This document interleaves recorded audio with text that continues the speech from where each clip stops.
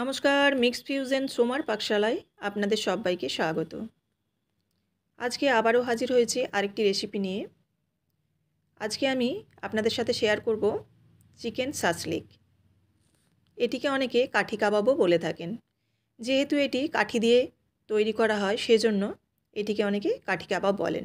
তো চলুন, chicken shashlik বানানোর জন্য প্রথমে আমি নিয়ে নিচ্ছি বোনলেস চিকেন। এটা চিকেনের বুকের যে মাংসটা হয় সেই মাংসটা কিন্তু খুব ভালো হয় নিলে।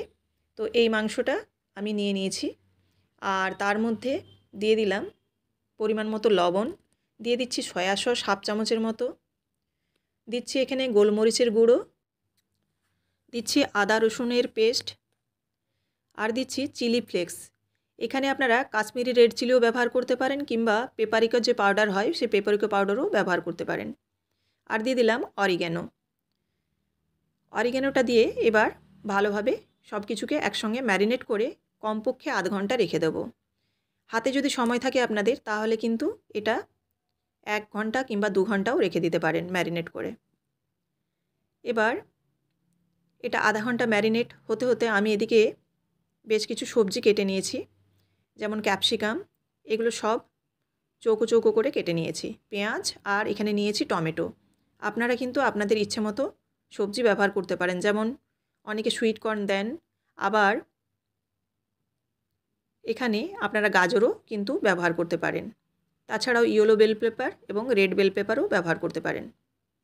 এদিকে চিকেনটা যে ম্যারিনেট করতে দিয়েছিলাম সেটা এবার দেখুন তার মধ্যে দিয়ে দিলাম আমি 2 চামচের মতো দইটা দিয়ে ভালোভাবে মাখিয়ে নিলাম, আর দিয়ে দিচ্ছি এখানে কেটে রাখা সবজিগুলো। এগুলোও কিন্তু এই চিকেনের যে মশলাটা আছে এটার সাথে কিন্তু ম্যারিনেট করে নেব।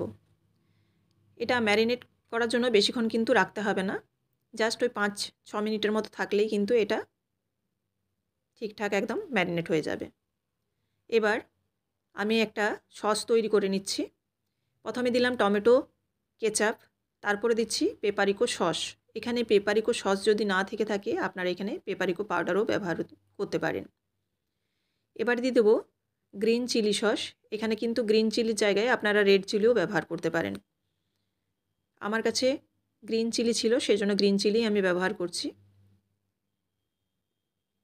এবার এর মধ্যে দেব গোলমরিচের গুঁড়ো, আর দেব এখানে চিলি ফ্লেক্স। এখানে চাইলে আপনারা কাশ্মীরি লঙ্কার গুঁড়ো ব্যবহার করতে পারেন। এবার এটাকে ভালোভাবে মিশিয়ে নেব, আর এর মধ্যে দেব 2 চামচের মতো সাদা তেল। এবার এই তেলটা দেওয়ার পর তেলটাকেও ভালোভাবে মিশিয়ে সসটা রেডি করে নেব। আর এই সসটা আমি ব্যবহার করব চিকেনের ওপরে ব্রাশ করার জন্য। তো এটাকে আমি এক সাইডে রেখে দিলাম। আর এদিকে আমি নিয়ে নিয়েছি চিকেন সাসলিকের জন্য যে কাঠি লাগে, আমি কাঠি কিন্তু আমার কাছে ছিল না, সেজন্য আমি এখানে শিক ব্যবহার করছি।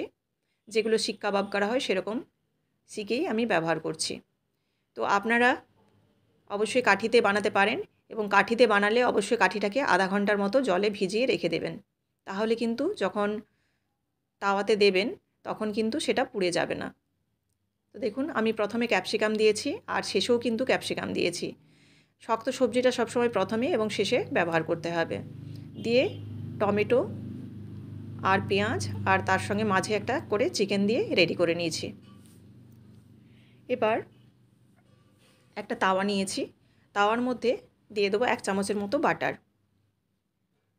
বাটারটা কিন্তু ভালোভাবে গলিয়ে নিতে হবে, আর বাটারটা গলে যাওয়ার পরেই এই শাসলিকগুলো কিন্তু এখানে দেব। বাটারের বদলে আপনারা কিন্তু সাদা তেলও ব্যবহার করতে পারেন, তো বাটার দিলে একটু ফ্লেভারটা আরও ভালো হয়। বাটারটাকে চারদিকে আমি স্প্রেড করে নিলাম তাওয়ার মধ্যে। এবার রেডি করা শাসলিকগুলো এর মধ্যে একে একে করে দিয়ে দেব। এইভাবে উল্টে পাল্টে কিন্তু গোল্ডেন ব্রাউন করে ফ্রাই করে নিতে হবে।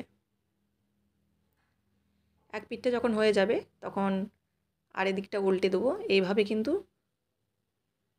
প্রত্যেকটা জায়গায় যেন গোল্ডেন ব্রাউন হয়ে যায়, চিকেনটাও তাতে সেদ্ধ হয়ে যাবে, আর সবজিগুলোও কিন্তু মোটামুটি ক্রাঞ্চি থাকবে। এই যে সসটা বানিয়েছিলাম, সসটা কিন্তু এর উপর ব্রাশ করে দেবো। এতে টেস্টটাও যেমন আসবে, সেরকম কিন্তু এই শাসলিকের মধ্যে যে একটা রেড কালার আসে ভালো, ব্রাউন, সেই কালারটাও কিন্তু এসে যাবে। এই উপর থেকে প্রত্যেকটা শাসলিকের উপর ব্রাশ করে দিচ্ছি। এক পাশটা হয়ে গেলে আরও এক পাশটা উল্টে আরও কিন্তু আরেকবার ব্রাশ করে দেবো। এই রেসিপিটি কিন্তু খুবই ইজি, আপনারা কিন্তু খুব সহজেই বাড়িতেই কিন্তু রেস্টুরেন্টের মতো বানিয়ে নিতে পারেন, আর খেতেও হয় কিন্তু অসাধারণ। এই পাশটাতেও আমি পুরো সসটাকে কিন্তু ব্রাশ করে দিলাম। এবার ধিমে আঁচে অর্থাৎ খুব কম জালে এটাকে আস্তে আস্তে গোল্ডেন ব্রাউন করে ভেজে নিতে হবে। তো দেখুন মোটামুটি গোল্ডেন ব্রাউন হয়ে গেছে। এই রেসিপিটি যদি আপনাদের ভালো লেগে থাকে অবশ্যই লাইক, কমেন্ট এবং শেয়ার করবেন। আর এরকমই বিভিন্ন ধরনের রেসিপি পাওয়ার জন্য অবশ্যই চ্যানেলটিকে সাবস্ক্রাইব করে রাখবেন, যাতে সবার আগে নোটিফিকেশন আপনাদের কাছে পৌঁছে যায়। তো আপনারা অবশ্যই এরকমভাবে চিকেন শাসলিক বাড়িতেই বানিয়ে নিতে পারেন। আর কেমন হলো সেটাও অবশ্যই আমাকে কমেন্ট করে জানাবেন। আবারও দেখা হচ্ছে নেক্সট রেসিপিতে। সবাই ভালো থাকবেন। ধন্যবাদ।